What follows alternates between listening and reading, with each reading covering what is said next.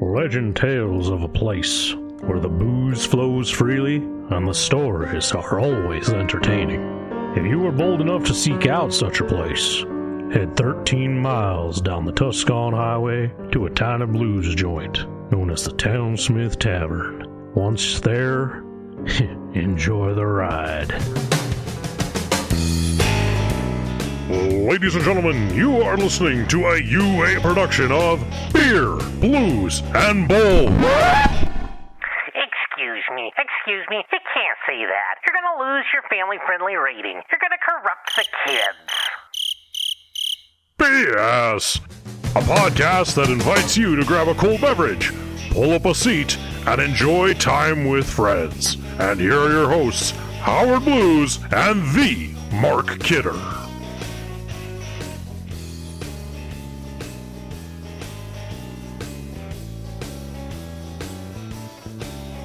Ladies and gentlemen, it is a special edition of Beer, Blues, and BS, a bonus episode so big that it is the bummer of the summer, if you will. That's right, a wrestling-themed special edition SummerSlam 2021, baby, coming to you from Las Vegas. I should have stayed there a few more days, and then we could have come to you live from Las Vegas, Nevada, but not this year, cutting back on the budget for those extra couple days. Anyway, I'm the man, the myth, the legend, Mark Kidder, the Mark Kidder. Thanks for joining me on the show. Howard, are you there? Hey, No. is this Ah, taken? what the hell? Jesus. Guy came up right behind me. Well, let me get the microphone over here. How does it feel being behind the power of the KRDN microphone? Well, I just think it's interesting. It's the first time we've actually done the podcast in the same room. I know. It only took us 6 months to figure it out. Yeah. Well, here we are.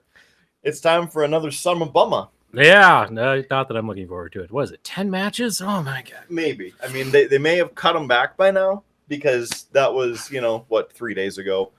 So I did see an article that Las Vegas was like, hey, you gotta cut the show back because, it's not like we're open 24 hours here. So you gotta cut it down. We got a curfew. Apparently. we all got to get up, go to church in the morning. Yeah. The sins of how bad this pay-per-view might be. Right. So we'll have to see. But we already, in the future and past tense sort of space-time continuum, we've already had a match. Yeah, we're a little late to getting our predictions out, but we had the first match of the night, which was Baron Corbin versus Big E with no real stipulations. And yeah, anyway. I think the big thing was that the winner gets the Money in the Bank briefcase, even though it wasn't an actual stipulation. Yeah. Baron Corbin stole it on SmackDown a week ago, as of yesterday, when this was recorded. And yeah. Didn't actually own it. Didn't actually have it. Big E was still introduced as the Money in the Bank briefcase holder. So, whatever. That one, I picked Big E. Same. So we both picked up a point on that one. The cool thing about us being in the same place and doing this, we're going to do the reactions after the show. So we're going to speed pick our picks here from all of this production mayhem. Right, because we got 4 minutes. 3.5. We better get moving. Here we go. By the way, Big E won that first one. So we both have a point already. Woo! Woo! Yes. All right. So let's start at the top. We have Roman Reigns and John Cena for the Universal Championship. Roman Reigns is the champion. And there's a new stipulation on it. Yeah. If Roman loses, he's done. Which should tell you all that Roman Reigns is going to win this. Reigns. Yeah, Reigns. Reigns. Next match, WWE Championship. That, of course, is held by Bobby Lashley with Goldberg. Fun fact for you on this one. This is Bobby Lashley's first time wrestling at SummerSlam. He's never wrestled at SummerSlam before. Okay. So, historic in that case. I'm going to say Lashley's going to retain. Lashley for the retention on that as well from me.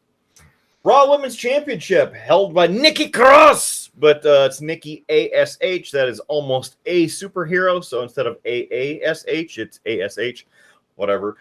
She is in a triple threat match with Rhea Ripley and Charlotte Flair. Listen, with this gimmick, it's a marketing machine, in the words of Vince McMahon. So show him the money. It's going to be Nikki ASH.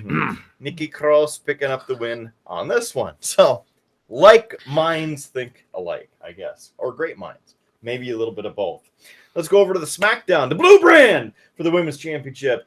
Bianca Belair and Sasha Banks. This match, we'll see if it actually happens, because there's been talk of, is this happening? Is it not happening? We're not really sure. Yeah, I'm going to go Belair on this one. I'm going to go left field just to be different. Sasha Banks. All right. Pick a Sasha Banks here. The Red Brand again, the Raw Tag Team Championship, held right now by AJ Styles and Omos, taking on Randy Orton and Riddle. It's going to be Omos. I mean, he's the unbeatable giant right now, and I don't think they're going to pull the trigger on that until they're really ready for him to go on a singles run. So Omos and AJ. In this past week, Randy Orton RKO'd Riddle. So we'll see how that goes. So I am also going AJ Styles and Omos for the retention of the Raw Tag Team Championships. Over on the Blue Brand for the SmackDown Tag Team Championships, that's Jimmy and Jay, the Usos, holding that belt against Rey and Dominic Mysterio.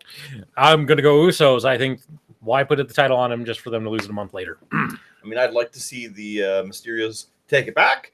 But, yeah, I agree. So they retain. The Usos retain. U.S. Championship, it's Sheamus and Damian Priest. This one has been kind of in the background.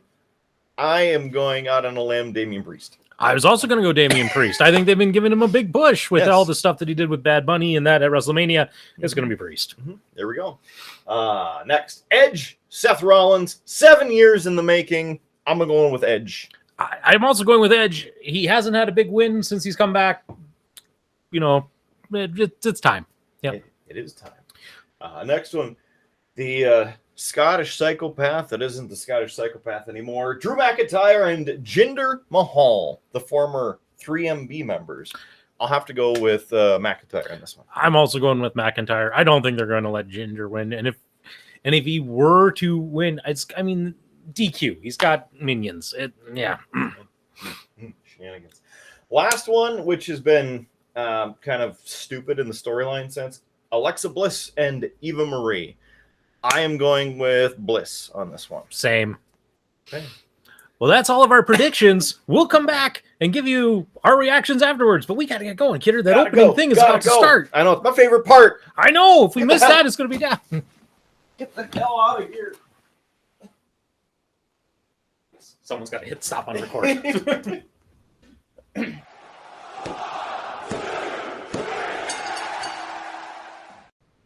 I mean, that wasn't too bad, with the pyro not... we left this thing on. Whoops.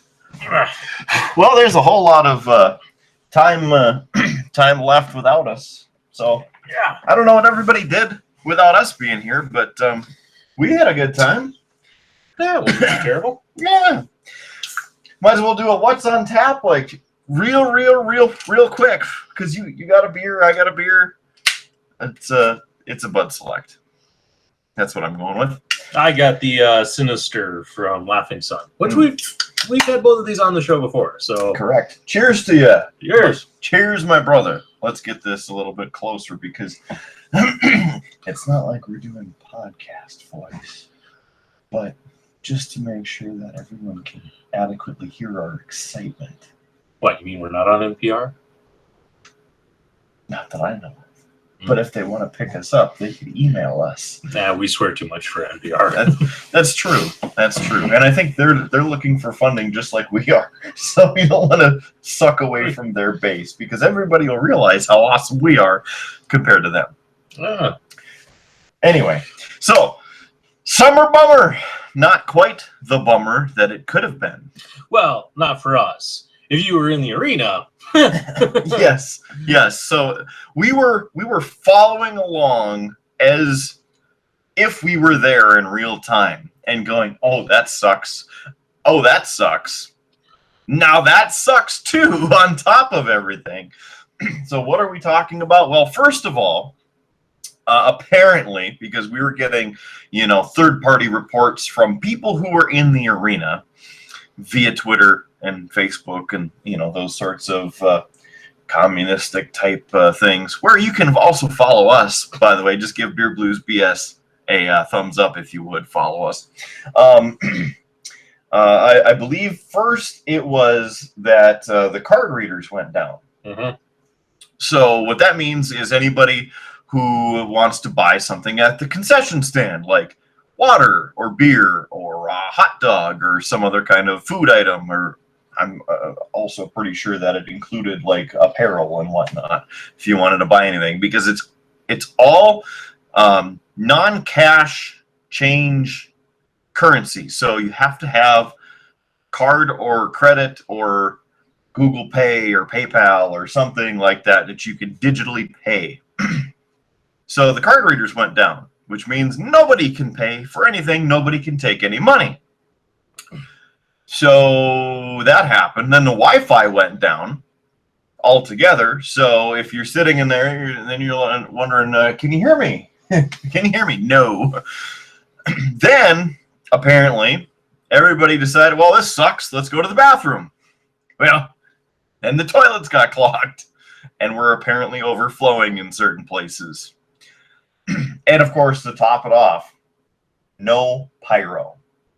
You forgot the other part, too, which was the drink dispensers went down as well. That's right, because they're the automatic beer dispenser or drink dispensers or the vending machines and stuff. No, they're out too. So if you ended up going to SummerSlam 2021 at Allegiant Stadium in Las Vegas, leave us a comment. Tell us your experience, and we'll share it next time on an actual episode of Beer, Blues, and BS, if you would. So, sorry that you went through that, and sorry that you had to experience some of the stuff we're about to talk about. So, if you're easily triggered or you have bad PTSD because of that, you might want to skip ahead to maybe the end or the next episode of Beer, Blues, and BS, because we're going to talk about the whole show. So, I guess here we go, huh? Yeah. All right. Well, let's start on the kickoff show. And we kind of talked about it in the beginning portion, since we had seen that already. But first thoughts, first reaction. It was a match, Big E versus Baron Corbin with no real stipulation. I know we talked a little bit before that it was for the Money in the Bank briefcase, but really no stipulation. It was a match. They need something to be there, and yeah, it worked. I guess. I mean, for the mainly nothing that it really was. Yeah. So it was okay. It was a match. Probably the C range. You where I give it. Yeah. I'll go with you on that. I mean, I hope that they can move this whole Baron Corbin story along, because I want to hear his theme again. He's one of my favorite wrestlers just for the theme in WWE. Best theme. Worst, I don't know, talent, I guess? I would Not even talent. I think he does have talent. I think he's been given some kind of crap gimmicks, but I mean, I will give it. He has gotten them over. He does get heat. He does get booed. He's a great heel. This current particular broke Corbin, it just doesn't really work. It's better when he's the arrogant jerk that he is. And this just doesn't work. And it's just dragging it out now at this point. Yeah. I haven't seen a lot of it because I don't watch the regular TV show, but I'm ready for it to be over. Right, which is kind of funny because even I'm at that point where I don't watch a whole lot of the programming. I end up speeding through it. In fact, I went through 2 Raws and 2 SmackDowns in 25 minutes. Wow. And the only reason it took that long is because I watched some of the opening commentary. So, find out what Randy Orton is saying and what's going on with all of that. But overall, I do, just like you said, I hope that they push it along and get him back into just being an asshat because we even met him. I know you weren't along, but when WWE was here, and Jerome and I were over trying to get some autographs and photos or whatever, see if we could just meet some of the talent. Corbin was there, and he held up his heel assholeness in person as well, because you might as well keep the gimmick going no matter where you are. He's actually kind of that way. If you go and watch, I don't know if you can get it on Peacock. Back when the WWE Network was a thing, they had the Breaking Ground yes. Documentary series, which was fantastic, and I wish they would have continued it, because it was kind of the behind the scenes of NXT and the Performance Center and all of that. But he was featured quite heavily, and he was an arrogant jerk, like in that, and so how much of that was him truly and how much of that was the character? Yeah. But I will say he really did kind of give off that whole, look, I'm here to get to the main roster and to do these things and to have a career. I don't really need to make friends and such. So he really, he takes and he dials that up, which I think is what makes him a great heel and a great, bad guy. Yeah, somebody that everybody loves to hate. Exactly. Well, we made it upstairs at the exact time that we always want to be up there. At least I do, because it's the opening video. Kind of disappointed on the opening video, not a whole lot of and whiz bangs and stuff. It was just kind of more of the rehash, which WWE does a great job with the packages of putting together the match promos and whatnot. But I like a little bit extra in my opening video. Some pyro and some extra things that are in there. And of course, we didn't get any pyro at all through the damn show. So there's that. Yeah. I mean, it was all right for an opening video. Yeah. I guess I really wasn't watching. I was busy with stats and other things. Tuning up the band. Yeah. getting your laptop tuned up. So, and the good thing, we have those stats, which we'll go through as we continue. So I guess before even the opening video, we didn't even mention who won the damn kickoff show match. That was Big E. Or did we mention it? We mentioned it back in the first part. So yes, we said, hey, we were already going in with a point. So that was what I was updating, was that, and putting our picks in, because normally we keep the spreadsheet on my laptop, and my laptop doesn't really have a great battery. Like, it's non-existent. If I unplug it, it dies. So we didn't bring it down here. So I had to go up and try to remember, okay, what all did Kidder say? Yeah, what did we do? What did we pick? Okay. So with our increasing age and time waning, we actually made it. And after the opening video, big first match of the show tonight. I already forgot, because it's been that long. It was long enough. Like they were speed running matches tonight, because they had to get done. And I mean, it was still a 4-hour pay-per-view. But looking at the list, the opening match was for the Raw Tag Team titles. That was AJ Styles and Omos versus Randy Orton and Bro. It's RK Bro. And this one, not too bad of a match. I still don't really know how to feel about Omos, because he's just a big dude, doesn't say anything, and he's kind of trying to learn the ropes, as it were. But doesn't really do anything for me. I don't know. He's just there, He's the big guy. He's the muscle. Doesn't really do anything for me. But the RK Bro, as annoying as Matt Riddle is, not really a fan of Matt Riddle, but it was at least an entertaining match. It wasn't a bad match.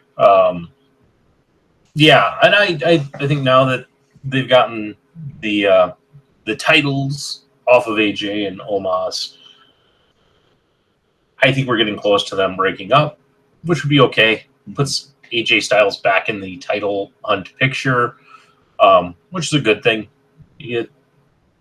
Not that he's bad as a tag team wrestler, but he's kind of wasted talent in that spot. And I think there'll be some interesting moments with Orton and Riddle partnered. Side note, I don't know if you caught at the end as they were walking up the ramp, Orton had to whistle for Riddle to come back because they were supposed to pose right on the corner. Because we talked about this off of here, but the entrance ramp had a curve in it, so it came down and curved to the ring. And they were supposed to kind of stop and pose, and Riddle kept going. And so if you listened very carefully, you could hear Randy Orton whistle. And then, oh, hey. Yeah, and Riddle came back and they posed. So, as a side note, but yeah, Orton and Riddle pick up the victory, and we'll see where they go from there. So, interesting to see. Yeah, not too bad. Next on the list, as I'm trying to remember what actually happened. What do we have? What was it? The Raw Women's Championship after that already, or did they throw in the SmackDown tag team, or was it the United States Championship? We could just go in order, I suppose. I'd say let's start at the bottom and work our way up. Might be the easiest way to do that. Since I'm sorry, my memory this isn't what it used to be. We just sat through that whole thing, so I mean, it kind of feels like we were at Allegiant Stadium waiting for a bathroom, waiting for a bathroom break, anyway. So, all right, as we go off of our card list, Alexa Bliss and Eva Marie. Now, this I had almost zero anticipation for because not a fan of Eva Marie.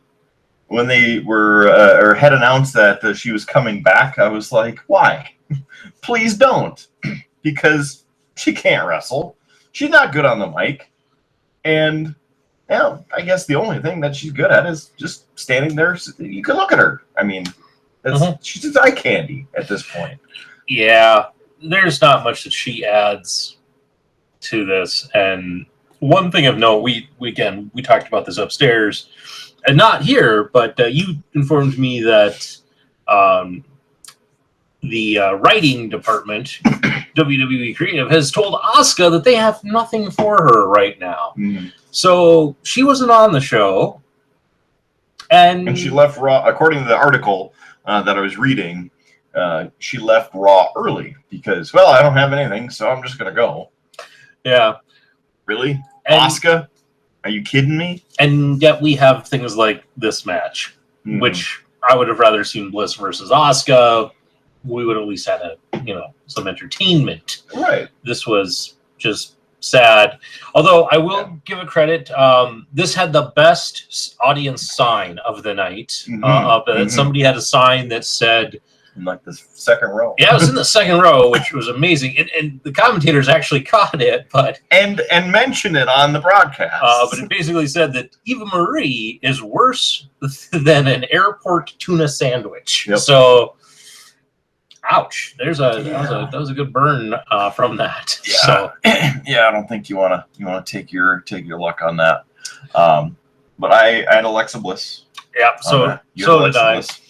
And we were correct in that assumption there as to who is going to pick up the victory. So, not really any shenanigans with the Lily doll, or, I mean, they kind of like messed with the doll, but there weren't any supernatural, screwy type things. No. The bigger storyline was that, what's her name?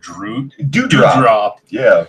Seems to have how memorable this is. Seems to have turned on Eva Marie and was kind of mocking her and such, which probably means we're going to get like an Eva Marie Dewdrop match. I hope that's just on television. Please. Yeah, I'm sure it'll be main event of WrestleMania. I mean, this is going to be great. So I'm calling in sick to WrestleMania if that's on the card. Well, I mean, everybody, especially if you're at Allegiant Stadium, needs a bathroom break. So, I mean, that could be your WrestleMania bathroom break. Which, jumping ahead, during the show, suddenly there's a Money in the Bank promo that comes up, and we're like, again? Because we just had this, like, a month ago. 2 months ago. No, a month ago. A month ago. I'm trying to block it out, but we just had this, and there's Money in the Bank, and I'm like, we're doing this again. Nope, just kidding. It's not going to happen again. Like next month, it's July of 2022, and it's at Allegiant Stadium to give them a year to fix the shitters and the Wi-Fi. Yeah, so hopefully we remember all these problems in a year when we're reviewing Money in the Bank, and we can hopefully hear that it was a better experience. Yeah, I mean, I will say right now, because I have no idea what's going to happen in 11 months, but the QR code up there signed up for the pre-alert, so then ticket information and whatnot. So if the price is right for Money in the Bank, maybe, just maybe, I'll put myself through that for the greater good of this show. I see. Maybe. I'd say you could come along and it would be awesome, but I know how much you hate that pay-per-view. So, yeah, maybe if you want Howard to come to Money in the Bank in Las Vegas, put some comments in the comment section. Give us some thumbs up. Tell Howard that he needs to come along. Please don't. It should be good. All right. Winner was Alexa Bliss. We get the point. Next on this list, Drew McIntyre, Jinder Mahal. Again, two previous members of the three-man band, 3MB. This one, very sharp build-up where Jinder Mahal just called out Drew McIntyre and now has minions. Yeah, well, they did attack him at Money in the Bank. You try and set that up.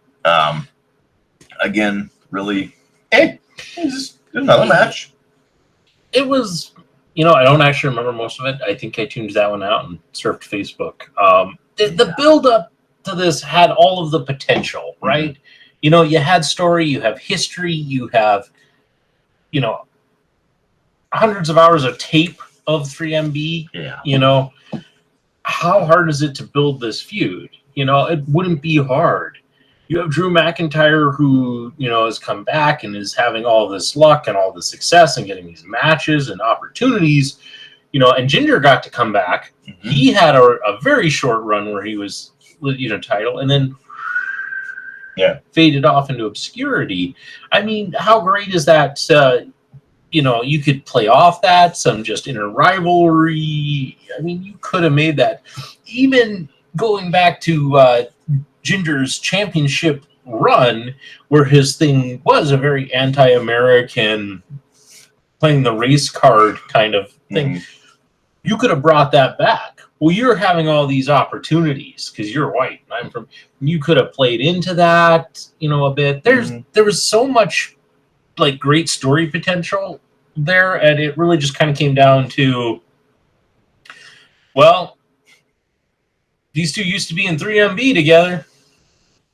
Now they're having a match. I mean, they just now they don't like each other. It just lacks that bit of storytelling that it's if you would have developed this could have been a really nice heated match. They did better with the Sheamus Drew McIntyre run. That was a very great story, and it made that match really mean something. And this just kind of felt thrown together. Yeah, I would have taken more of the Sheamus Drew McIntyre. Yeah, that was fabulous. That's good.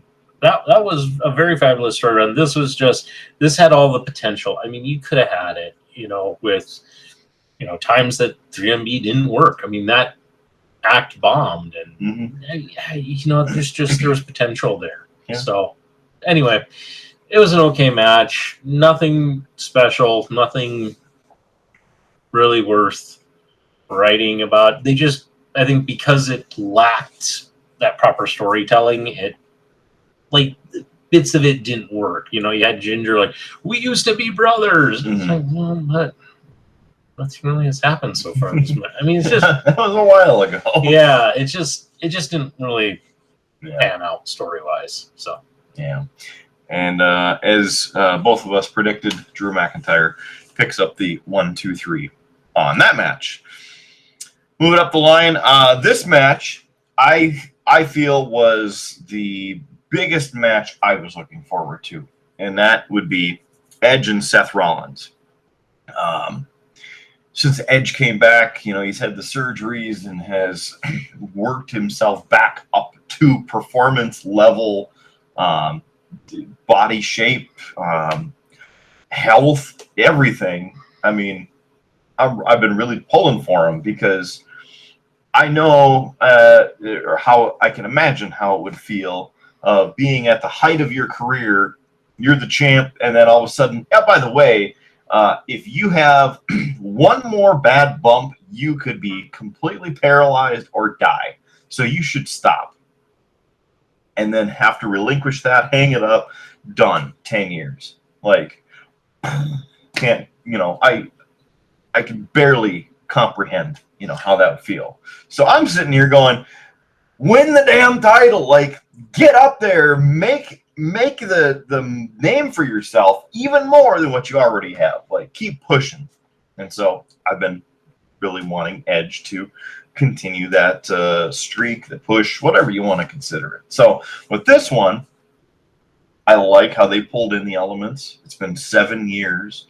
Seth Rollins, he didn't pull the trigger, as it were, to put Edge completely out of the business for the rest of his life with the curb stomp. That was 7 years ago. And now that Edge is healthy and Seth Rollins screwed him with that opportunity for the title.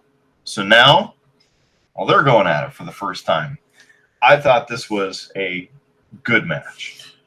It was a good match. It started slower than I wanted it to. Like, with all the buildup, one thing we talked about on here was there was a bit of a question about how long this was going to run. And there was a lot of cutting of time. There was actually quite a few of the matches didn't get the usual video package build that you normally get on a pay-per-view. This one did, and the storytelling in it was great. It was fantastic. And then, it really played up kind of this hatred, this competitiveness, and then it was a very slow to start match. Mm-hmm. And it got up there and got going, but it kind of drug a lot, and I kind of tuned out the first half of it. Right. And it was just, it's like, come on. Yep. Also, him returning in the Brood gimmick. Didn't work for you? No, not really. The Brood was such a short-lived and kind of like the portion of his entrance. Yeah, I mean, when you really look at it, the Brood part of his career, there was nothing really special about the Brood, except for Edge and Christian came out of it.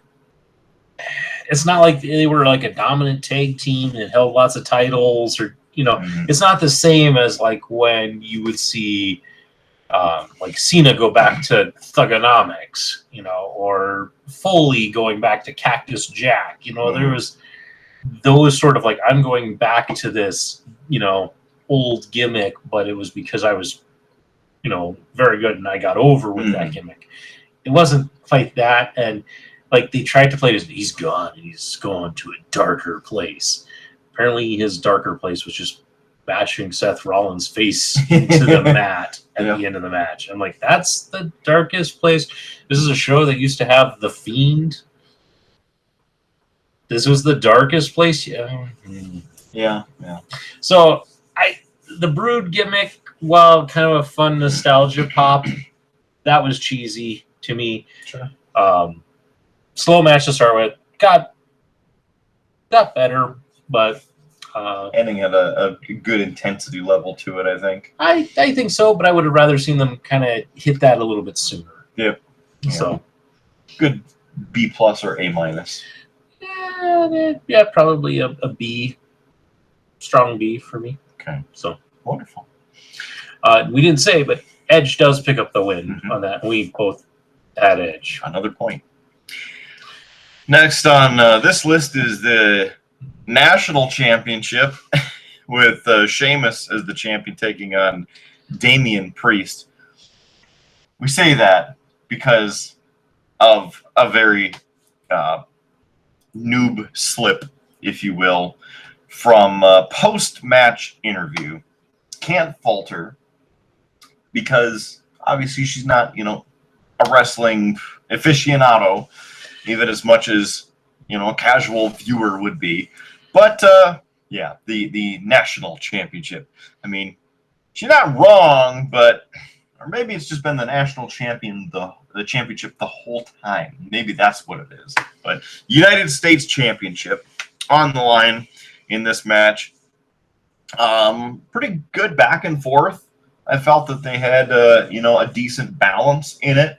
A couple cool moves and relying on Sheamus's titanium, I think is what they referred to it as one point. The face mask to protect his broken nose, which is rebroken this past week. So again, Damian Priest rips that off and uses the exposed skin to his advantage. So Damian Priest has been growing on me. I think he's very talented and has a pretty bright future. As we talked about real briefly, he's been getting a big push lately. Bad Bunny, that whole thing from WrestleMania, and not a bad match. Yeah, no, this was a decent match for me with some good storytelling going in, and yeah, I enjoyed this one. So not much more to add based off what you said, but it was all right. Yeah. Damian Priest picks up the victory, becomes the first-time United States Championship holder in WWE over Sheamus, and we both get the point on that. Mm-hmm. Yep. Moving along, the SmackDown Tag Team Championship with Jimmy and Jey Uso. They're the championship holders against the Mysterios, that is Rey and Dominic. This one, again, one thing to point out while I'm remembering it is the apparel that they wore this evening, apparently a throwback or nod to Macho Man Randy Savage. Ooh, yeah. Maybe if they had come up with a plan like how he was sitting there and talking to Miss Elizabeth, like they would have had it figured out, man. They could have made that match 150 million%, man, and picked up the titles. That would have been great. Or they could just snap into a Slim Jim. Ooh, yeah. Hey, Slim Jim, if you want to sponsor Beer, Blues, and BS, just shoot us an email. Please. I mean, why not? Open opportunity. So this match, it was all right. I mean, I didn't have terribly high hopes for it because, this feud's been going on for a little bit. And the Usos, at least for Jimmy, you see the lays around their neck, those can be removed, unlike the ankle bracelet. But there's that.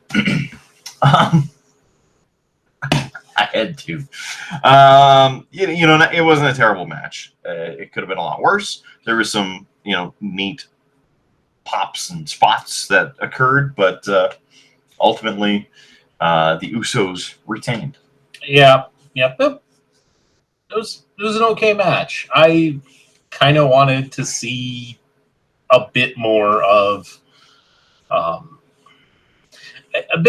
intensity. It didn't make it to the level of some of the matches that we've seen, like between the Usos and New Day. Mm-hmm. And so it didn't quite get to that level with it. And so it was all right.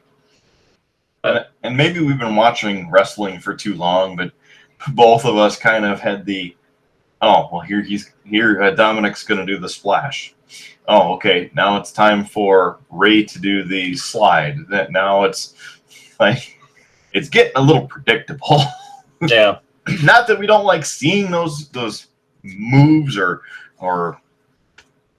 I don't want to call them starred, moves or starred piece points within the match, but it's like, okay, you don't have to do it every match.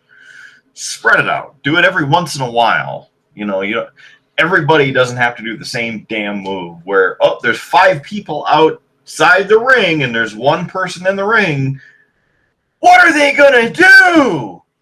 Oh, they're jumping over the rope and on top of the group of people. Every time. Yeah. Like, yes, it's cool, but not every damn time. Like, you can space it out. It's fine. So there's that. But overall, C plus, B minus. Yeah, You know, right in that range. not a terrible match. Usos retain the titles on that match, and I believe we both got that correct as well. Correct. So, more points. Yes. Before we go into the next match, because there's a lot to talk about in the next match, Yes. we should also talk about the one little intermission. Well, there's two little intermission-y sort of things. One, we had King Nakamura out for a little bit with, what's his name? Bogues. Yeah, Boogs. Or Boog. I can't remember his name, first name. Ben Boogs. I don't know, whatever.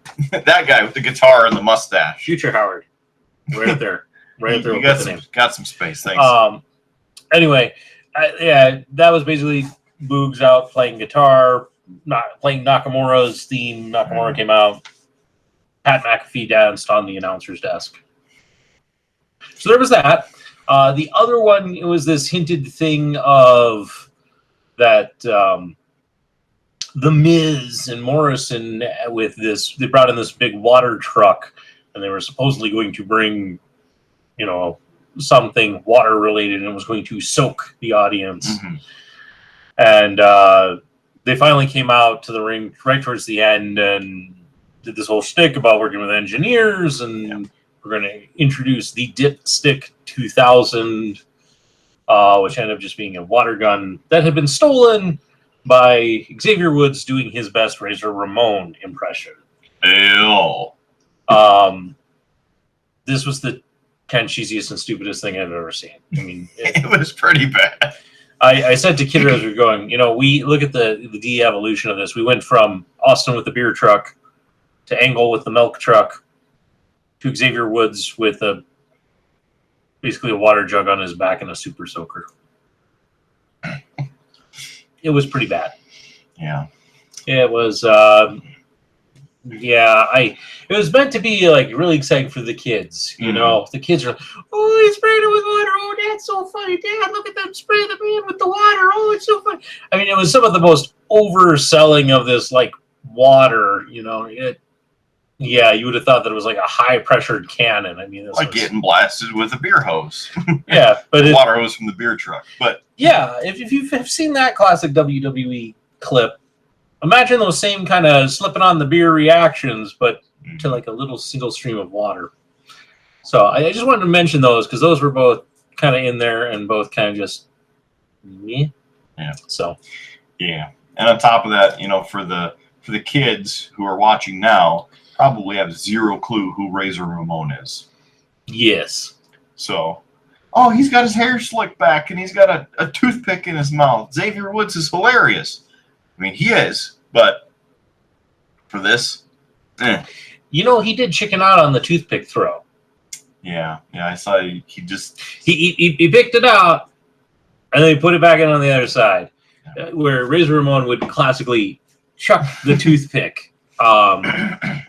So, that was a little kind of interesting that he chickened out on that. So The other irony here is that truck that they drove in to the arena was most likely filled with a bunch of water bottles, like crisp, clear, sealed, delicious tasting water-filled bottles that could have been given out to people who couldn't buy water or get water, and were apparently told that if they were thirsty, they could go get some water and drink out of the faucets in the bathroom. Good job.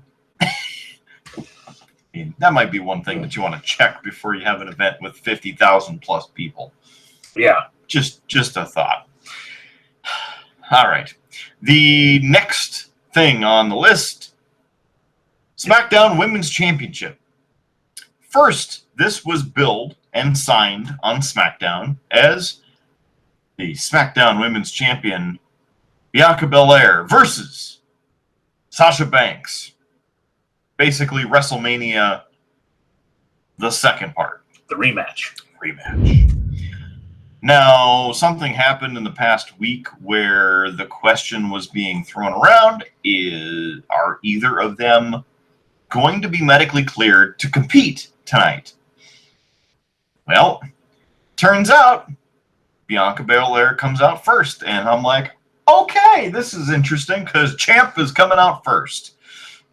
And then Mike Rome, I believe, was announcing that match, and there's been a change, blah, blah, blah.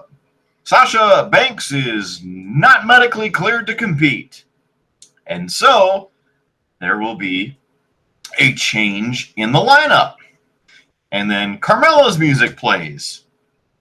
And out comes Carmella, and they're about ready to ring the bell, and Bianca Belair is giving the Carmella the whole look of, I don't want to, wrestle you, like you're not worth my time kind of thing. They're about ready to go. The ref's about ready to throw the arm for the 1, 2, 3 of the bell.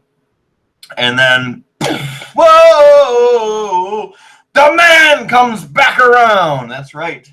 Becky Lynch blows a roof off of Allegiant Stadium. The music plays, the smoke, there goes, here comes the man, Becky Lynch, out of the smoke, and there she is standing in front of everybody. Woo! Ho! I don't want to sing too much of it because, again, we don't have any money if we get sued. So she comes down to the ring and gets a microphone, and how about we blow the roof off this place? It's Bianca Belair versus the man, Becky Lynch, for the SmackDown. And she actually did the gun finger point, if you caught that. The SmackDown Women's Championship. And Bianca Belair, and of course Carmella's over there, in protest. So Becky Lynch, just a moment, goes over, beats the crap out of Carmella, and throws her out of the damn ring. And then Bianca Belair, okay, all right, okay. So bell rings, and here comes the hand for kind of like a handshake sort of thing, and straight into the boom right in there, and 1, 2, 3, 26 seconds. New SmackDown Women's Tag. No, not even a tag team. I'm getting ahead of myself. The SmackDown Women's Championship. The man, Becky Lynch. So I got to correct one thing. That I had him backwards. Well, you had it flipped where Becky actually took out Carmella before she made the offer. On the way, before she made the offer of the match. That was like 3 hours ago, man. I'm just making sure we get it right. Thank you. I'd rather that we don't get comments in there that say no, it didn't happen quite like that. Mm-hmm. So yes, that's where I'm here, is to correct that. So thank you. Yeah, this was a lot of build up for. Yeah, I mean, great that Becky Lynch is back. Don't mind that she has the title. I would have rather seen an actual match between these two. I have a feeling we're going to get that at Extreme Rules. Probably. But, yeah. So, great that she's back, but, the kind of the whole sucker punch sort of win, that was... So, but, yeah, that is what that is. Yeah. And of course, when her music hit, because we had done the 2-step predictions, basically, where first we had our predictions. And I believe my initial pick was for Sasha Banks to win. Yep, you went out on a limb. And then you had Bianca retaining. Yep. And then when the switcheroo happened there, I again went out on a limb and said, Carmella's going to win. And I stuck with Belair. And then, boom, there's the music. There's Becky Lynch. And then everybody switched to Becky Lynch. So we all got a point for that. And also, like I mentioned, with the potential most likely rematch coming up in Extreme Rules, that is the next pay-per-view in 5 weeks, the end of September. So then we will most likely get that match. I mean, as far as I know, as we're sitting here doing this, no matches have been announced for that, but I would imagine that tomorrow or Monday, not tomorrow, I'm used to being on Sundays, Monday Night Raw and then Friday Night SmackDown, I'm sure there'll be a couple things, the groundwork hopefully laid a little bit better for Extreme Rules. Yeah. And as we're talking about Extreme Rules, we got to talk about these crappy promos because, like I said earlier, I'm usually a big fan of the WWE promos, the vignettes that they do, the intro videos that they put together, but a couple things are slacking a little bit. Extreme Rules, they changed the logo, which not really a huge fan of the new logo with the purple and green neon. But then, they got scary, doesn't dark, super dark, bright neon. I know you made a comment about that. Yeah, that was kind of a weird thing because the tone of it was very much this dark, apocalyptic, extremism thing, which I was fine with. Mm-hmm. But yeah, then it comes Extreme Rules, and it's straight out of the '90s Saturday morning cartoon. Yeah. So I'd much prefer, and not only just for the namesake of these pay-per-views, but for the logo's sake as well, to go back to some of the other ones that they used to have or similar, right? Like Judgment Day, Bad Blood, maybe even Armageddon, or Beware of Dog. Yes. We talked about that one during a match, which is why that one jumped to mind.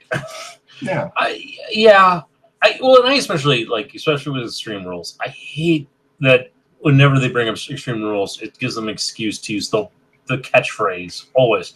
It's the one night that WWE goes extreme. One night. Only night ever, once a year. Yeah. Until they move it up, and it's less than 12 months between showings. I mean, you have a pay-per-view where you lock people in a 20-foot tall steel cage where they can do anything. It's a stupid slogan. I also noticed, Kidder, because we didn't stick around to watch. We'll talk about what we watched after the show, after this rundown. They were doing the WrestleMania documentary 24. WWE 24. Did you notice in all that they were like, hey, it was the first time we had fans back, which is funny because last month at Money in the Bank it's the first time we've had people back. So they've made some corrections to that. So just point that out. Maybe they're watching this show. Well, I don't know if they're watching. We have always suspected that they have us tapped because there have been ideas that we have thrown out there that have been picked up by WWE in the past. So is this thing on? But we should move on to. I suppose we talked about that enough. To the Raw Women's Championship. Yes, that's almost a superhero. Nikki, almost a superhero, as it was technically announced. Along with Rhea Ripley and Charlotte Flair, triple threat match for the Raw Women's Championship. This one, I felt that there was such a build-up with Nikki Cross and how far she's come with her character, developing her character, and she's seemingly really over with the fans, especially the kids. I mean, obviously, she's like a superhero. She's got the bright colors and, the butterfly thing and selling some merch and whatnot. So, good for her. She's at the peak of her career so far in WWE. Yep. And popularity. Mm-hmm. And the fitness, too. Like, she's done a lot of work to get to this point. And then she holds the title for a month. Okay. Don't really think that was worth it per se, just to give it back to Charlotte Flair. Match itself had some really good spots. There's a lot of high-paced action that was nice to see. I mean, there should be. It's a triple threat. So you beat the crap out of one person, and then you go on to the other person, and then they can have some time to work some things out while the other person rests and then switch out, I mean, it was a very good match, except for the ending. Yeah, I would agree with you there. It was a pretty good match, and the ending was sad. Mostly because it's one of the ones I got wrong. But it's surprising to me that you went to all the trouble of putting the title on her, and then you didn't really do anything with it. And that just seems like a waste. I mean, yes, she got to be champion for a month, but then to hand it off again, it just feels like a waste and such. So unless they realize like, well, gosh, we give her the title, now she's got to already be a superhero, so we got to drop the ASH, and we just started that, so we got to have her lose it so that she can. Right.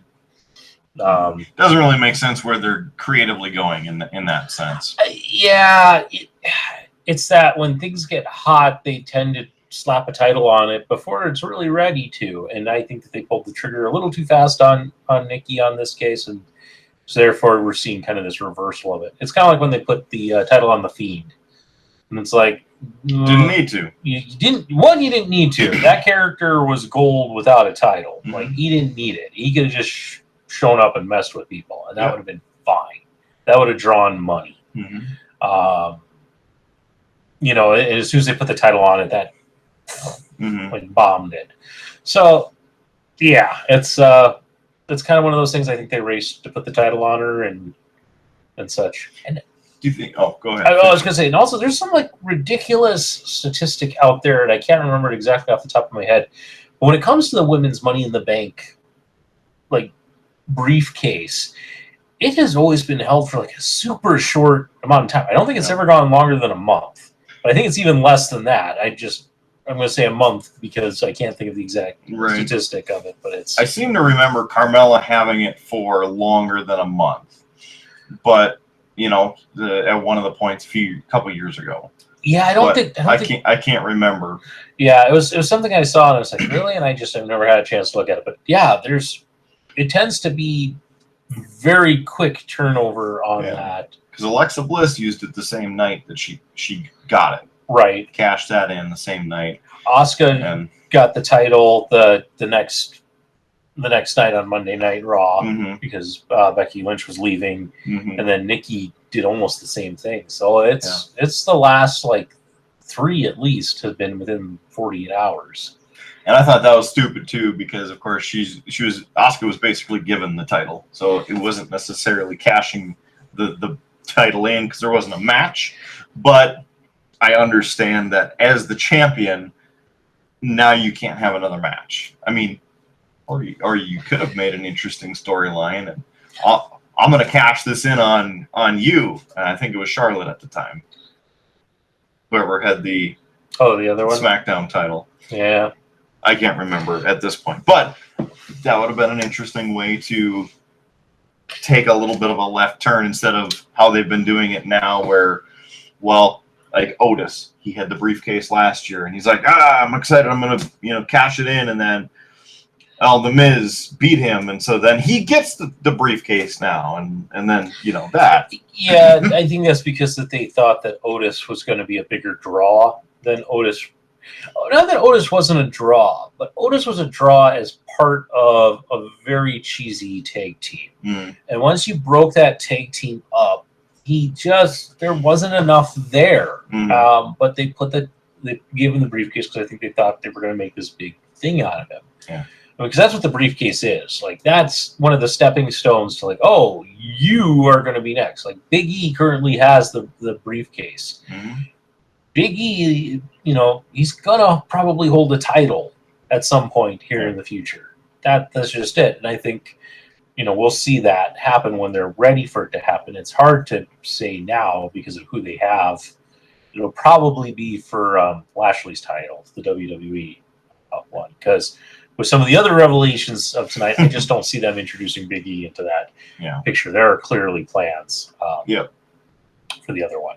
Yeah. So there's that. But at least I think that there's a chance of him actually having a title run with it. Where, like, Otis, it was very much I kind of felt the same way about Nikki having it. It's like, not that she's not deserving of it, but yeah, it's not the same. And I always, again, think that the briefcase goes better when it's a heel that has it. So that's my take. Yeah.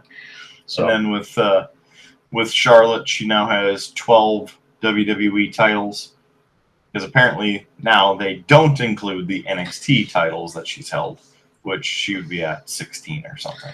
Which might be part of the reason for some of these quick title things is just to get her back to that 12. Yeah. So we'll see. Also, she was rocking some Thanos-inspired gear. So just to mention that. Yeah. It was a fun side note. So this brings us to our two kind of co-main events-ish, kind of, maybe. Yeah. Yeah. So we'll start with, I guess, this one, WWE Championship, with Bobby Lashley and Goldberg. Now, when Goldberg showed up, I was like, oh, we're doing this again.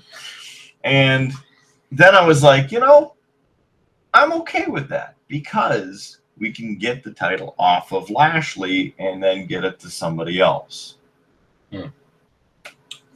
And then the promos were all right. Goldberg said bullshit on cable. So there's that. And they used it in the promos on Peacock. They didn't censor it, which I was kind of surprised because Peacock apparently likes to censor stuff. There's all kinds of stuff that's been cut out of previous pay-per-views. Last pay-per-view when Charlotte was walking around flipping everybody off, they cut that. But they kept bullshit in. I mean, it's just kind of a bizarre thing like, oh, this doesn't work tonight, but the next week it did. So this match, I think it was pretty slow.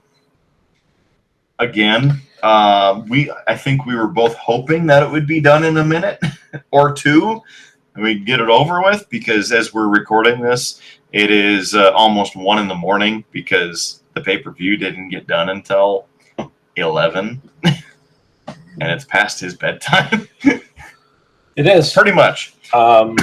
Which if Lefty's watching, I'll be home soon, sweetie. I promise. We should have live streamed this. just left it up. We're back. We're here. One of these days. We will one of these days. Just not today. Not that I make a habit of lying to my wife, but if I crawl in bed, she's like, "What time is it?" Oh, it's like 12. Noon. So yeah. Either way, I think we were both hoping that match would have been a lot quicker. Which it wasn't. There were a couple decent spots. I mean, Goldberg had some good offense against Lashley, so at least seemed like there was a chance.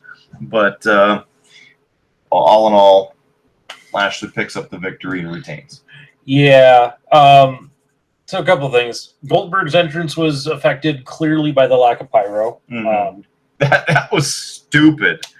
Just stupid. It really doesn't work without it. There, you just saw Goldberg's entrance. Yeah. So there was that. Part of the reason why I expected an intense start is like every match that he has had since he's kind of done this like returning thing, he leads off with a spear. Mm. Almost always, and he didn't this time. And so it got off I didn't even have a problem because it still wasn't a long match. But it lacked the intensity and truthfully in the structure, because I know we're going through the card as we have it listed and not as it actually occurred. But you had Edge and Rollins started off slow build. Then you had Lashley Goldberg started off slower than you expected, and you knew Reigns Cena was going to be slow. Just because it's a Cena match, and that's how Cena wrestles these days. Mm. Which there's nothing wrong with. But it was kind of like 3 slow starts, and so it would have been a nice palate cleanser if Goldberg Lashley would have started off with more of a bang. Quick offense, yeah. I don't have a problem with Lashley though retaining the title. There was something in the whole storyline with Kofi that showed to me at least a real potential.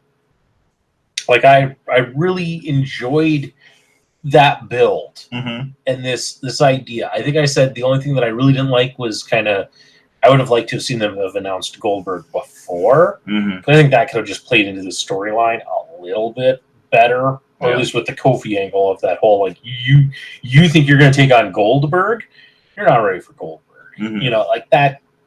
But that's just me being a little nitpicky on things.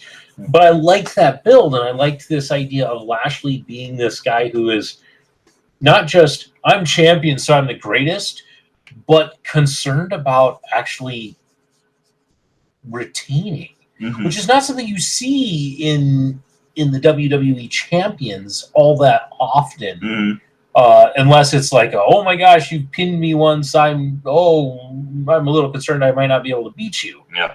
But this was like actually this whole like, well, I got to change my lifestyle because I think I'm getting weak and I'm not going to be able to retain like that.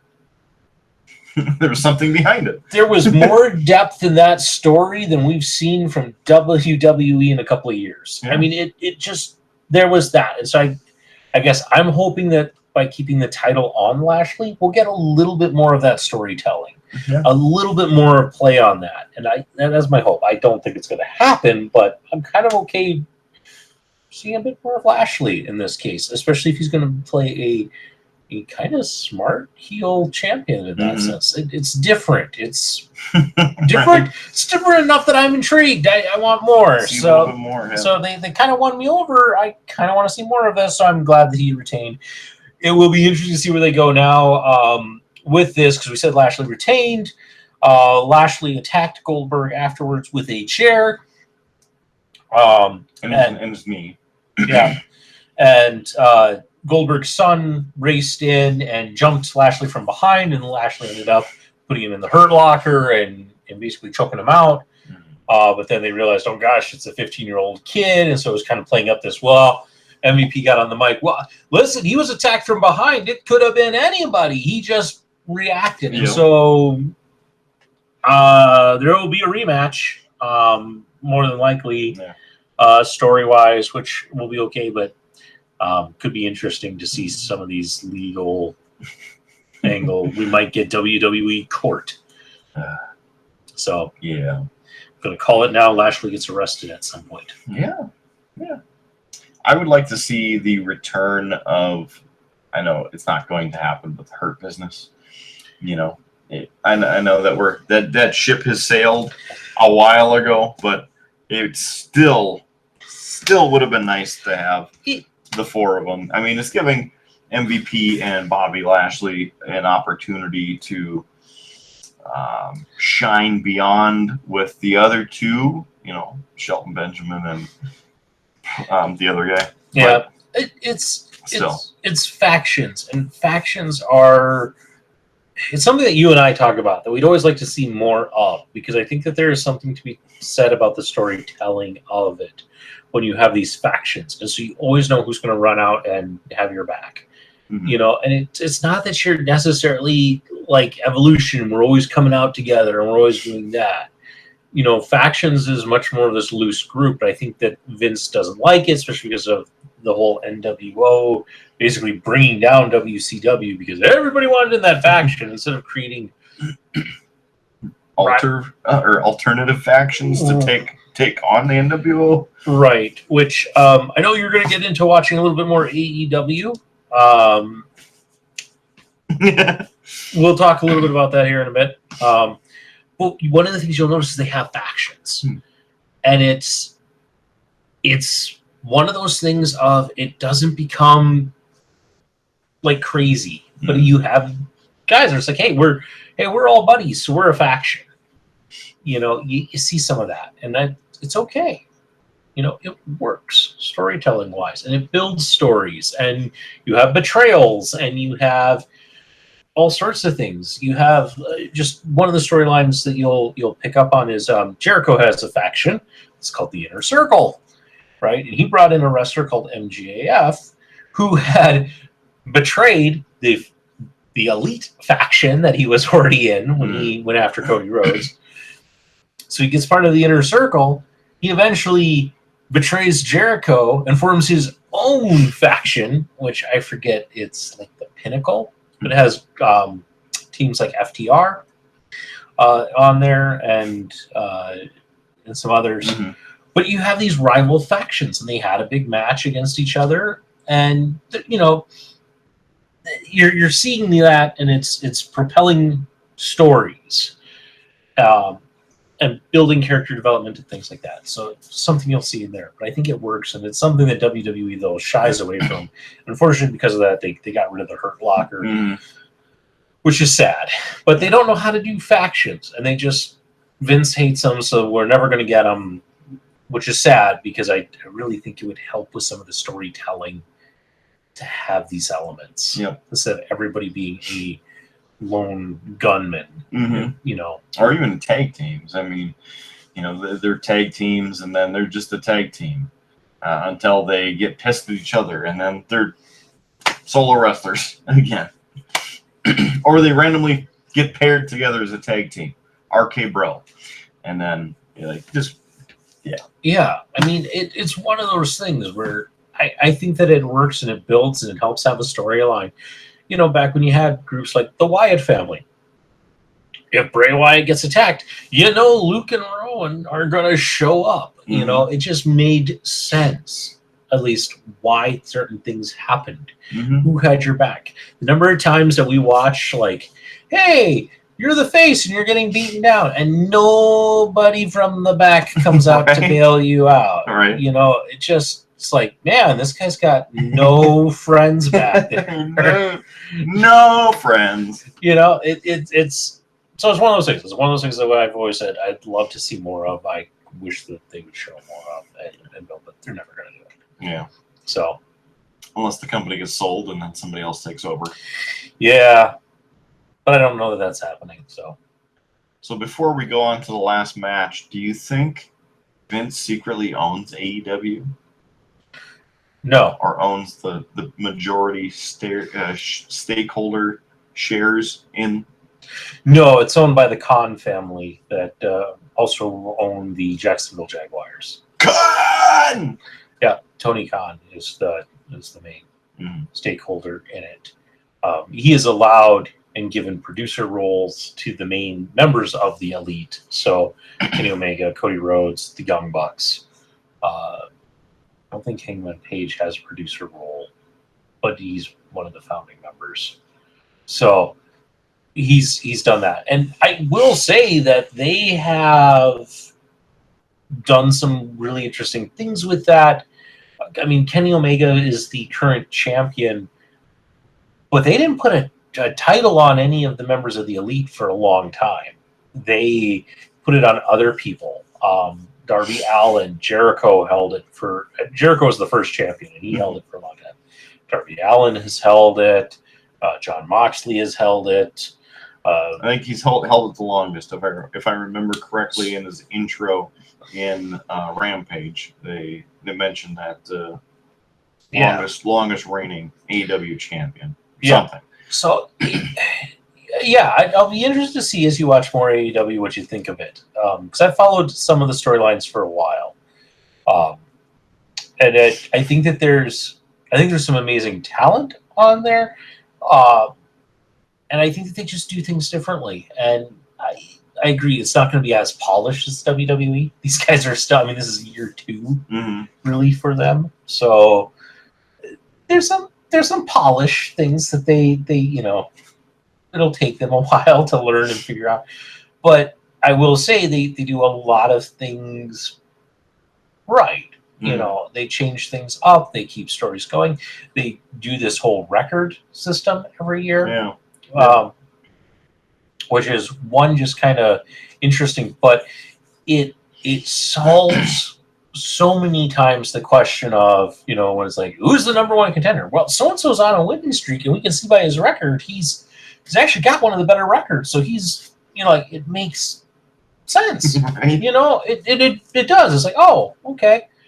You know, and yes, you have some of these matches where it's these two guys, and you know, and WWE is like, well, why are these two guys fighting? I don't know. It was just they drew two names out of a hat and said, hey, you guys are going to start a feud. Where here, it's really, well, these two guys are wrestling. They're both trying to build on their record so they could chance. Like, okay, it makes some sense in that regard. You know, it's like, oh, this is just a random match, and we're just using hey, everybody's fighting to try and build their record.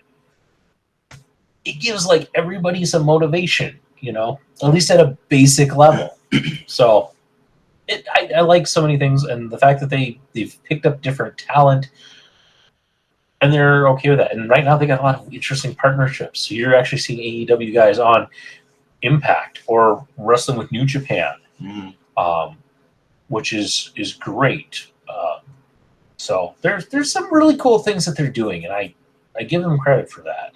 Mhm. And so it'll be interesting to see what you think of more of that. Mhm. So We talked, briefly with the records and the stats and everything, and I agree that it's really cool, but the time that they're left on the screen is very short. So you don't get a chance to really take it in, the full screen graphic with all the information because there's a lot of info, but it isn't up for that long. Here's their name and their Twitter and their record, and it's plus minus, and there's all this and that. And of course, the longer that I watch, the more I'll be able to, okay, the record is here, there's stuff, whatever, the different placements. But it's just kind of like, but here's info, and it's on the screen. So yeah, there might, in my experience here and there, I would, suggest that they separate the stuff into some other graphics that they could put up at different times, leave them up longer, because like when you and I are on the screen, like we put our names up and whatnot, like you get to know us, and it's got our email or whatever that I put on. So it's like there. And yes, it's just simple info because that's who we are or what's there with us, right? But then if we have extra info, like, go to beerbluesbs.com and buy us a beer. We could put that graphic up. Or if we want to put up some statistics on, we've done 23 shows and this and that and different, items from each show or the titles. We could make a list and put it on the screen, and it'd be nice. Yeah. So just a professional observation, I suppose. But I still have that general feeling of like WCW 1999, just from the production feel of it, of the two tunnels. There's that, they're LEDs and they're different lights and things, but I'll check it out. Yeah, give it a try. Yeah. But remember, I mean, these are guys who are going from the independent scene to all of a sudden running a show that is competitive with the WWE, and that's you're gonna have to learn some of these things and such. But they do some pretty cool stuff. Yeah. All right. We got one more match to talk about to finish off. The head of the table, the tribal chief, Roman Reigns versus John Cena.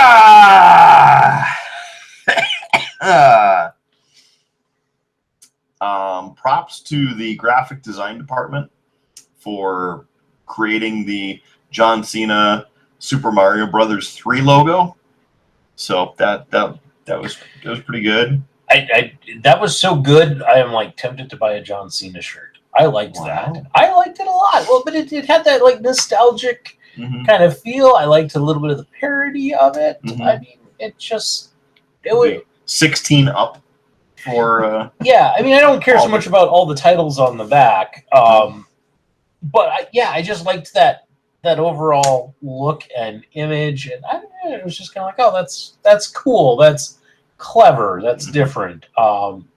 So I really liked that. That was it was good. It was a nice, unexpected kind of treat. So that was really cool. A couple points again. Started out slow. Started getting going. Some good back and forth in the match. I laughed at one point because you could hear Roman Reigns talking about, look, you only have 5 moves. That I'm practically asleep, or whatever he said in response to that. But I'm like, the 5 move comment. Okay, funny. And apparently, Nikki Bella was not able to attend SummerSlam. Like, they wouldn't let her attend for whatever reason. I'm guessing John Cena, but whatever reason, not able to attend. So kind of bizarre. So there's that. Some of the moves were pretty good, the counters and different things. I always hate when John Cena has a big move done to him and he's blown up, And then he's like, I'm climbing on your foot, like dead. I think it's a little much. But your thoughts? So this is my match of the night, and I liked it because of some of the storytelling that was done that set this up, and that was very much it. It was in the promos. It was John Cena saying, "You're gonna beat me up, like there's no problem. I just got to get a pin. It's just a 1, 2, 3," and it was just this mental game, and so you didn't really see Cena do a lot of his big moves. You saw him continually trying to roll him up. It was just this mind game, and especially at the beginning where like he would make a roll up and it was 1, 2, Roman would kick out, and you saw Cena go 1. You know, I enjoyed that storytelling to it because a lot of times John Cena matches are slow. They just are, especially in his towards the end of his career here. It's slow, and you know it's going to be slow, but there's no reason for it to be slow. You know, it's slow because that's just like the pace that he likes. I don't know. And so the thing about this gave it a reason to be kind of slow because John isn't doing his big moves. He's playing this mental war game and trying to get into Roman's head by, I'm going to roll you up, but I'm going to hit and see how that's all I got to do. I got to just 1, 2, 3. Like, so I enjoyed that element of storytelling. I liked some of the trash talking that occurred during the match, including like Roman apologizing to Hollywood because he was going to beat up John Cena and no longer be able to be cast. Yeah. I mean, there was just some great... I'm going to break his face. You're not going to recognize him. Yeah, I mean, there was just some great storytelling that was done in that match that you didn't see elsewhere on the card. You know, I've kind of like, if there was a theme, if you've been listening to all my kind of take on this, I've been kind of harping story. This is a great example of story done right. The way that they constructed that match, they told the story, and it was based off of what they had set up in promos and all of that. You know, if you saw the Cena promo with Reigns, where he just kept bringing it up, just 1, 2, 3, 1, 2, 3. I mean, it was like he's getting into the head. And so as soon as that match starts and it's these roll-ups, 1, 2, I mean, it's like, okay, you are still playing this mental game. You haven't just thrown your strategy out, and it, you know, was a strategy of like, okay, I'm attacking the leg. Going into the match, I'm going to attack your leg because we all know you have a bad leg. You know, very much like what you saw with Rollins and Edge, where it's, oh, your neck, coming after your neck, 1 stomp to your neck. I mean, that was like it. And then you're done. Right, you know, but you didn't really see that kind of play with it as much as you saw here, where they used that as an element to use the trash talking. And to me, match of the night, surprisingly. It's very rare that I usually say a Cena match is match of the night, but this was match of the night. It would deserve to be where it was. It's good. Yeah, I enjoyed it. And as we talked about before, the big stipulation for this was that if Roman loses, he leaves WWE, which, of course, what does that mean? Roman Reigns is going to win. What happened? Roman Reigns wins the match and retains the Universal Championship. So in the celebration, again, afterward, very interesting because, of course, there's a little bit of trash talking and whatnot as usual. And then John Cena disappears because I guess we just can't see him. And what happens? Dun, dun, dun, dun, dun, dun. Brock It's Lesnar. Brock Lesnar. Although I thought it was The Rock for a bit. But then he did that little lay, you know. That's right. That's right. Because you're like, is that The Rock? The Rock's got an awfully weird, like, mohawk ponytail thing, like he's from Gundam Wing or something. Like, it's just kind of weird. Oh, he's doing the thing. He's doing that. That's Brock Lesnar. Well, you actually, it wasn't that. I forget what this separating. It's been so long since we've done this, you know. Because it wasn't that. Because they both do that. That that was the joke is both Brock and The Rock do this little kind of cheeky dance thing.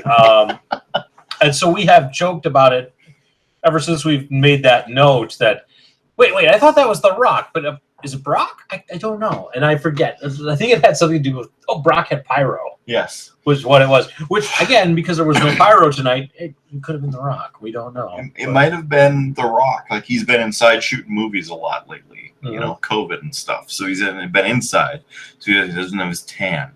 Yeah. So anyway, but yes, Brock Lesnar is... Oh, you can tell it's late when we're bringing up old jokes that we don't even really make anymore. Yeah. But yeah, Brock Lesnar appears. There's mostly just a stare down. So I guess Extreme Rules. It's gonna be. It seems like a weird pay-per-view, but I think that WWE is feeling a bit of pressure from AEW, and I think that you're seeing them pull out a lot more stops on these. And you look at these pay-per-views kind of that have been boom, boom, boom. It's like, wow, you guys are really laying down some stuff with this. Yeah. So yeah, and where I'm interested to see it go and how they again unfold this is Paul Heyman being the key in the middle of it, right? Because he's a special advisor to Roman Reigns, but he was, or special counsel, whatever. But he was basically the same. He's the advocate for Right. Lesnar. Yep. The 1 in 21. Yep. It'll be interesting. It'll be interesting to see what they do with that and such. So yeah, it'll be a good story there. And then slowly fade to black. Yeah. So Kidder, at the end of it, yes, we had 4 people participating in predictions this time. Finishing in 4th with 6 correct would be Mrs. Kidder. Unfortunately, she did not repeat her winning ways. We should also mention we did have one bonus question, which is a question we have at this time of the year all the time, which is, does so-and-so cash in Money in the Bank? Which most of us said no, and... No cash in. Yeah. So there's that. So if you wonder when some of these numbers are going. In 3rd place was Jerome. So he had 7 correct. Okay. So pretty close there. And then tied for 1st would be your good brothers. That's right. Kidder and Howard, we got 10 correct. And there were 11 questions. So we missed 1. Otherwise, we were pretty spot on with our predictions. And that would have been the Raw Tag Team Championship match, correct? Nope, we had the Raw Tag Team. No, we didn't. That was almost. It was the Women's Championship. You and I both had Nikki. And Flair. That's right. So that would be where we lost our point. But otherwise, we were correct across the board. So good work. Yeah. So love that. A good night for us, which is not usually the case with SummerSlam. SummerSlam traditionally has been one of the pay-per-views that we have had the worst percentages on. So we did pretty well this time around. Correct me if I'm wrong, but I think my worst pay-per-view typically is Payback, or is it? I can't remember now, but like 4 years in a row, I just completely bombed. Yeah, Payback's a tough one.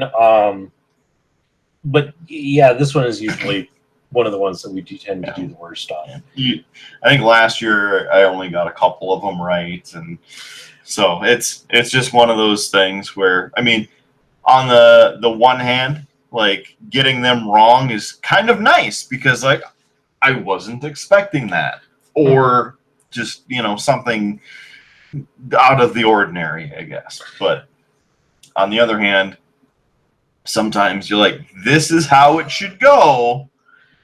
Like, make this happen. Yeah. Nope, you're wrong. You suck. Okay. Yeah. Thanks. Yeah. So that was SummerSlam. Yeah. But we watched a couple of things afterwards. Do you want to give an overall rating, SummerSlam 2021 this year? I mean, clearly we had a better experience than those who actually attended. So there's that. Yeah. But, 0 to 5? 0 to 5. Okay. We were using a letter scale earlier. I know. We like switching it up here in the Triple B. Yeah. We're well versed. I'd say it's probably a good solid 3.5. It's about where I was going, maybe 3.25. Yeah. If you really wanted to push it, but yeah. It's just slightly better than average. There were things, as I said, there were misses on storytelling, and this SummerSlam didn't feel as epic as past SummerSlams have felt. Mhm. So there was some of that in there as well. Yeah. So main event of the summer wasn't as huge, but like you said, we ended up pulling up a couple things after the show because I figured that you hadn't seen CM Punk showing up and AEW Rampage last night, so ended up pulling that up and seeing the excitement. I still kind of got goosebumps watching it, seeing it again, just amped up, listening to him talk, and then of course calling out a couple people in the locker room and talking about what he wants to do, and he's here. And then the big finale of, and as a thanks to everybody coming and being, supporting me, on your way out, grab a free ice cream bar. Now, of course, I explained that to the missus because I didn't quite, wasn't around at that point in the wrestling thing. And I'm sure you remember the ice cream incident. Mhm. So one of the things CM Punk wanted during his pipe bomb is merchandise, and one of the things he wanted to bring back was the ice cream bars from the early '90s. I think is when they were out. They had the stamps of the wrestlers. They wouldn't do it. So that was just one of the things that he would talk about, and in fact, there's a shirt that's still for sale, which I think is genius because it's a stencil of his pipe bomb stance, which of course is sitting in the middle of the ring like this with the microphone.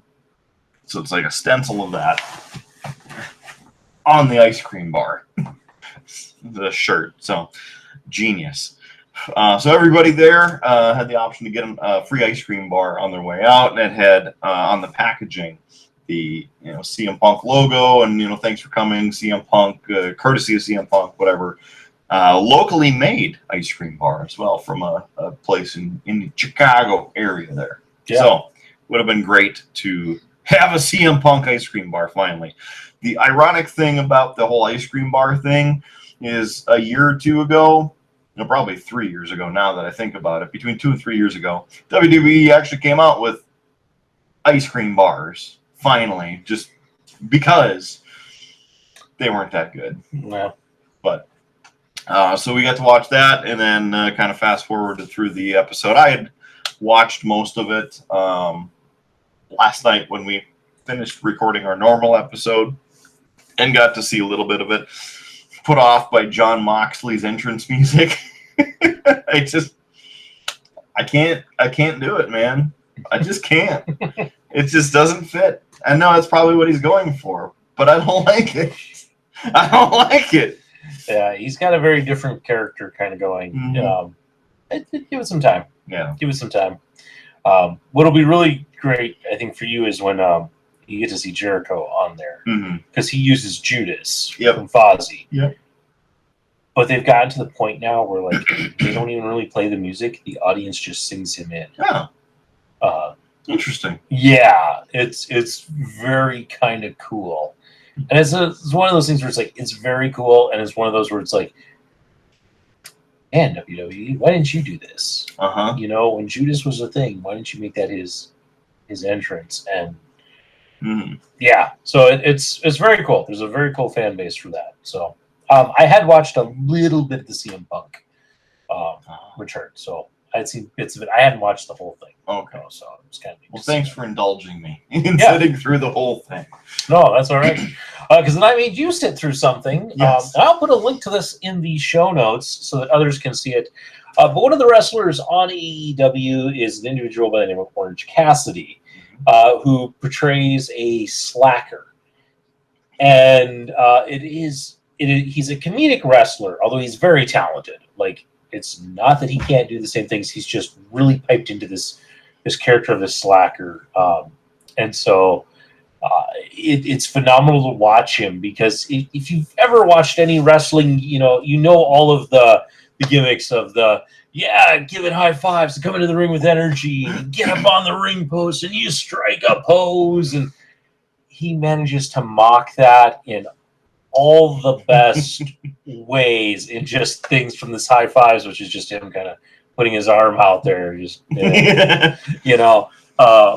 to just even some of the moves that he does, in the particular match that we'll put in the link, he doesn't do his shit kicks, which are one of his better moves, which is just him just just half-heartedly doing that. But I mean, even things like his chops, which people know are usually a hard hit, but it's just kind of that was good. So it's a really nice comedic touch, and a lot of fun. So I'll put a link to that particular match that we watched in there. But yeah, I just want to introduce you to Orange Cassidy, since he is part of the AEW roster, and you'll probably see some of this that you'll understand, and you'll be like, "Oh, good, it's Orange Cassidy." Right, I get to enjoy this. Yeah, I do, and we talked about this, but I want to mention it here for the millions and millions of people partaking in this bonus episode. The orange juice, and him like hulking up on the orange juice, going bonkers, made me laugh, because of course NDWF and ECW, which we had our own ELCW or just LCW, Ultimo Justin. Shout out to Ultimo Justin. He goes nuts when he gets the Pepsi. He Ultimo's up. He's going crazy. And that's exactly what it reminded me of. So I think somebody stole our NDWF tapes and gave it to Orange Cassidy, because clearly that is a straight and blatant ripoff of NDWF classic Ultimo Justin. Grabbing the Pepsi and just going completely bonkers and just steamrolling everybody. Yeah, I think that his actually comes off of Popeye, the old Popeye cartoons. Oh, sure. Where it's the spinach. Gotcha. So that's where he's pulling it from. So it's a nice cover story. Are you in on it? Did you leak the tapes? No. Is that how they got the tapes? One, I don't have the tapes. Two, if I had the tape, no, I actually never had the tapes. Two, if I had them, I probably would burn them. Destroy any evidence. Howard the Rap, everybody. There's a reason I'm retired. Except for this show. The only reason that Howard the Rap comes out of retirement. Just for this show. Just for this show. Do I need to get the title belt? No. Okay. But also, nobody has heard of NDWF except for all of us. Yeah. Huh. So, if you look hard enough, you can find it right here on YouTube. At least a couple promos for it, where you can watch my neck nearly getting snapped twice.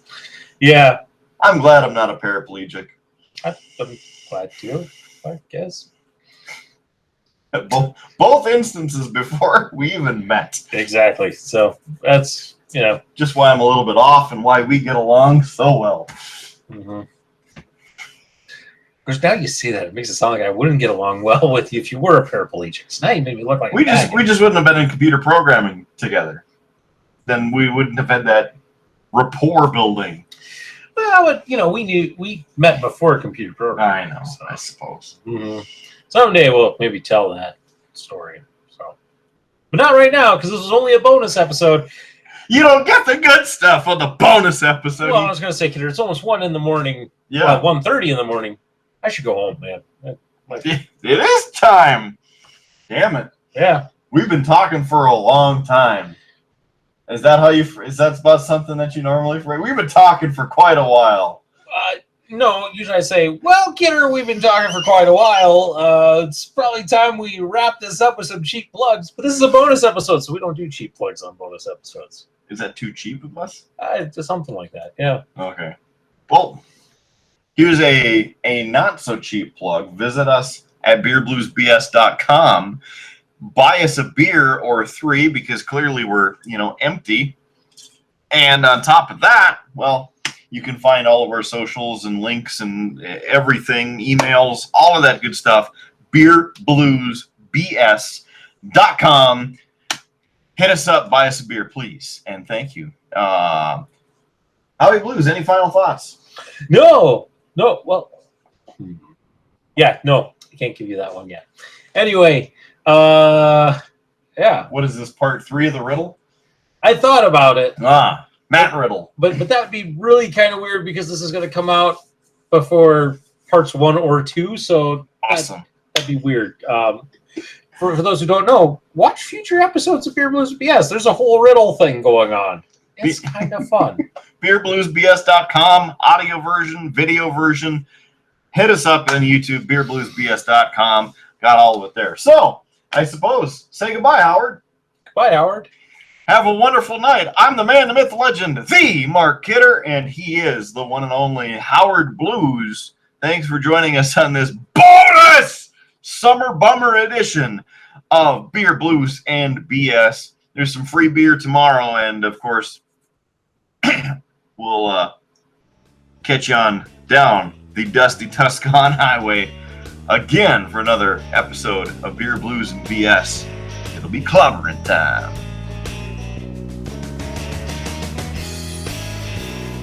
You have been listening to a UA production of Beer, Blues, and BS.